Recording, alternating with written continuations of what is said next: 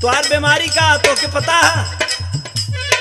8 बजे टूटे रोज तोहारी वो भैया हमारी रानी हो हमारी रानी हो कहना बत्ती करही अइया मोरी रानी हो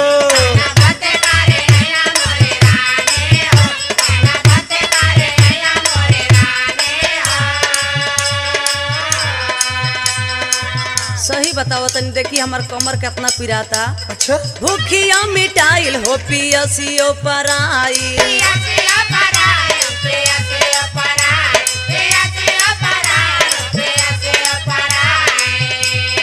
जाने कौन देहिया में रोगावा समा